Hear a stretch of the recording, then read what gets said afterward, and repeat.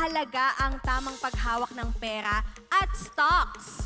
So, today we will talk about practical ways to manage your cash flow and keep your inventory in check para tuloy-tuloy ang kita at iwas abala na rin sa operations natin. Sabay-sabay tayong matuto sa ating next speaker, founder and CEO of One CFO. Let's give a big hand to Mr. Jay Olos! Good afternoon po. Thank you, Miss Ai. Good afternoon po sa ating lahat. So ako po si Jay Olos. I am the founder of One CFO. Hindi po ako contractor, pero naatasan po akong mag-discuss about cash. Okay? So please bear with me. Some introduction, hindi po ako contractor. Ako po ay isang certified public accountant by profession. At ngayon, pag-uusapan po natin yung money moves, understanding cash flow basics. But before ako naging accountant or naging founder at negosyante rin katulad ninyo, ako po ay simple lamang. No? Ako ay anak ng isang MSME owner, tindero. In fact, ako po yan, 5 years old. Nagtitinda, naranasan ko po yan, magtinda ng kakanin. No? Nung araw, no? Sinutulungan ko yung parents ko sa Antipolo, taga-Antipolo ako eh. Actually, si Betong kanina, schoolmate ko yun. Okay.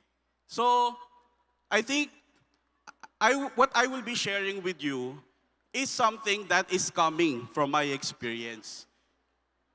Kalimutan muna natin yung textbook. Kasi i-share ko sa inyo bakit sobrang close sa akin ng cash flow management. Okay? So, noong araw kasi, bilang ako yung panganay sa 5 magkakapatid, talagang na-witness ko yung struggles ng parents ko. Ano-ano yun?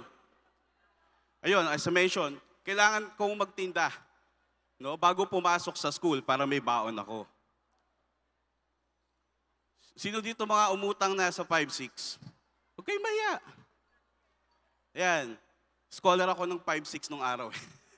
Tsaka mga micro-lending. No? As a struggling entrepreneur, ang negosyo po namin is karinderya. Nagluluto ang nanay ko ng lutong bahay. No? At dinidistribute namin yon doon sa mga kapitbahay namin, tapos yung pabrika malapit sa amin. Okay. At naranasan ko at nakita ko, minsan yung tatay ko lalo na, pag dumarating na yung mga supplier, nangongolekta, tinataguan na niya. Ang humaharap yung nanay ko, no? So, ako yung laging laman nung nakaharap doon sa kahadeyero. Siyempre ako yung tatanungin, asan tatay mo? Or asan nanay mo? Sabi ko, ay ano po, namalengke lang. Gusto niyo po, balik po kayo mamayang hapon. Pero ang totoo, alam ko kasi yung ruta niya, hindi siya babalik ng hapon. So babalik siya the next week na, no? So yung mga ninja moves nung araw. And last but not the least, nabuhay po ako sa KKK. Sino dito mga nag-ulam ng kape nung araw? Yan. Kape, kangkong, kamote. Yung kangkong, kinukuha, kung sa Antipolo kasi, kung napunta na po kayo doon, may mga sapa doon, di ba? So, talagang hina-harvest ko yun para lang may maulam kami. So, these are the common struggles of any micro-business owners, no? MSME owners. And a lot of us, dahil isa tayo sa negosyo natin, kung ano minsan yung cash flow natin, yun na rin yung cash flow ng negosyo natin. Siyempre, may pamilya tayo. Pang tuition ng anak, kukunin sa negosyo, di ba? Yung business expenses, sa business cash, kukunin, no? At dahil dito sa mga na-witness ko, there was a point in time na nagkaroon talaga ako ng awakening. That triggering moment in my life that made me decide na pag ako ay nagkaroon ng ability, I would really want to help MSME owners to really champion their finances so they can grow. Kaya po ako nag-establish ng One CFO. Bakit po? Kasi may malungkot pong istorya behind that. The sudden death of my mother at the age 43. 2 weeks po before my college graduation. 2 weeks. Hindi pa alam ng nanay ko cum laude ako graduate. I took the CPA board exam, nag-top notcher pa ako. Sayang, di ba? So I made it an oath at the grave of my mom na sabi ko, ayokong maranasan nung naranasan namin ng ibang maliliit na negosyante. Kaya nung naging CPA ako, sabi ko, I will get the necessary experience, skill set, knowledge, so I can help a lot of MSME owners to really succeed in their businesses. So, kung alam nyo po yung MoneyMax, ako po yung Pinoy co-founder nun. I'm also the former CFO of GCash and also PayMongo. So, talagang ang background ko talaga ay finance. No? At ngayon, I'm building my own, another fintech company called One CFO just to help MSMEs, startups, and scale-ups to really do best in terms of finances. No? So, the reason why I am doing this, and I'm sharing this with you, because I have a lot of realizations that I want to share. Ano yun? Cash is king. Always and forever. Diba sabi nga nila, credit is good, no? But we need cash. Diba? So, ang business, tinayo natin ng business, hindi para sa charity. Kailangan natin kumita. At kailangan natin kumita not on an accrual basis. So yung mga may finance background dito. Iba yung nilista mo na may benta ka, sa nilista mo na nakolekta mo na yung benta mo. Mas gusto natin yung nakokolekta kaysa yung nililista lang. Di ba? Yan, nung nasa karinderya pa kami, nung araw, ang dami naming lista sa mga kapitbahay. So hindi umiikot yung pera ngayon. No? So always remember this, cash is king, always and forever. So, Jay, ano ngayon yung maibibigay mo sa amin na tips para maging okay yung cash flow namin? Tandaan nyo lang yung sabi ko. Sabi ko, o diba? Charot.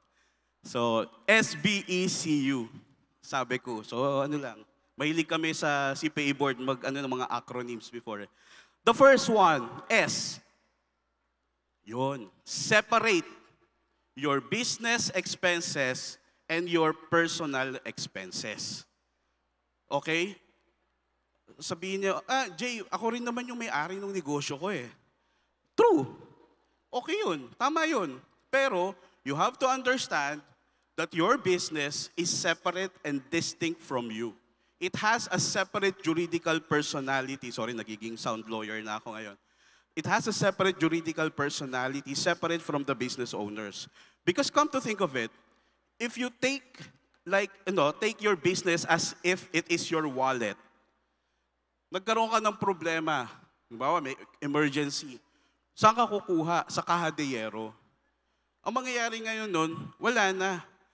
Magkakaroon ng disruption sa operations mo the next day, the next week. Kasi wala ka ng pang-ikot na kapital or naging short yung cash flow mo ngayon. And in the same token, kung yung business mo naman is nagkaroon ng pangangailangan at it so happen na yung cash is nasa personal bank account mo, eh naloko na. Naghahalo ngayon yung business cash mo sa personal cash mo. Hindi po natin dapat ginagawa yun. Kahit sole proprietorship po kayo, I encourage to open a bank account na separate yung personal nyo and then para sa negosyo ninyo. Okay? So ang kay Pedro ay kay Pedro, ang kay Juan ay kay Juan. Hindi pwedeng mag-overlap yan. Away yan si Pedro tsaka si Juan. Diba? Okay. Next, B. Prepare and mas importante, follow a budget. Alam natin yung budget. We always say that, for this month, ang papasweldo ko sa mga tao ko is sabihin natin 50,000 pesos. Kaya ko yan kasi ang benta ko, tingin ko mga nasa 100,000 pesos for this month. Okay. Ngayon, meron kang expectation. Sabihin natin, ang profit mo for that specific month is 30K. May nakita ka ngayon na potential investment or potential na bagong makina na pwede mong gamitin sa negosyo mo. wala yun sa budget mo. Ang tanong doon, will you grab the opportunity to buy that machine or not? Okay? Don't be impulsive in just plunging into a certain investment. Isa yan sa mga mali ng parents ko nung araw. Nung araw kasi usong-uso yung mga investment opportunity. Also, may konting cash kami, in-invest. Tapos, scam pala. Wala na, natali na. So, sabi nga ni Warren Buffett, invest only or use or put money only on things that you understand. Kung hindi mo naintindihan yan, kahit sinabi pa ng kapitbahay mo or relative mo, wag. Masisira ang buhay mo. Diba? Establish 3 to 6 months worth of your working capital as emergency fund. So alam naman natin yung konsepto ng emergency fund, no? Sabi nga, ito yung pera na isasantabi natin, pwede mong ipasok ito sa isang time deposit account or any market placement, 3 months, 6 months, i-roll over mo yan, basta hindi mo siya gagalawin. Gagalawin mo lang siya kapag talagang halimbawa all of a sudden may disruption na nangyari. Classic example nung COVID. Ang daming nagsarang negosyo noon. Bakit? Maraming hindi prepared. Wala silang buffer cash to do yung in terms of their operations, to continue their operations because wala silang working capital. So bakit ko sinasabing 3 to 6 months? Kasi ganito yan. Kapag nagkaroon ka ng shortage sa cash, ang tendency for you is mangutang sa bangko. Tama? Or mangutang doon sa mga nagpapalend ng mga institutions, and it takes time to get approval and to release the proceeds of your utang. It doesn't take 1 week, 2 weeks, no? Madalas. Depende siguro sa laki. But if we're thinking about cash that you want to get from your for your working capital, matagal yan. Okay? C, collect fast and pay on time. Mas maganda, makuha mo agad yung cash and then bayaran mo yung suppliers mo on time. Huwag agad-agad para ma-maximize mo yung credit terms mo. And last but definitely not the least, as I mentioned kanina, umutang lang kung kailangan talaga. Kung hindi mo kaya, huwag mo nang ipilit. Masisira ulit ang buhay mo. Okay? So, makikita mo yan sa budget mo, sa cash flow mo. So again, reminder, sabi ko. Okay? So, key takeaways, mabilis na lang, that I want to partake, no, as key takeaways. Number 1, hindi mo kailangan maging accountant katulad ko para maging okay ang cash management mo. Basic lang na disiplina sa pananalapi, okay na yon. Pangalawa, ang tubig ay buhay. Agree, di ba? And ang cash flow ay ang tubig ng iyong negosyo. Kapag nawalan ka ng tubig, nawawalan ng buhay ang negosyo mo. So you have to make sure that the cash is really flowing into your business through proper cash flow management. And last, but definitely not the least, actually, any form of business management is actually cash management. Kaya ka nagnegosyo kasi gusto mong yumaman, di ba? Gusto mong dumami pera mo, gusto mong kumita. So yan. Again, laging tandaan yung sabi ko. Okay? Ayun lang. So maraming salamat. Kung gusto nyo pa pong matuto, I would like to invite you all to open your mobile phones and subscribe to our YouTube channel. So nagva-vlog po ako, may mga podcast din po dyan para mas matulungan po kayo sa ating mga cash flow, and not only cash flow, but cash business finance in general. 1CFOPH is our YouTube channel. Maraming salamat po.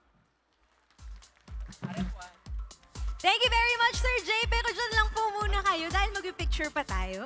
At dun po tayo sa gitna, Sir Jay. Thank you very much. Dun po tayo. Yes, grabe. Board top notcher naman pala yung katabi ko. Nakakahiya naman. Sige pa, picture po tayo. At dun pa po.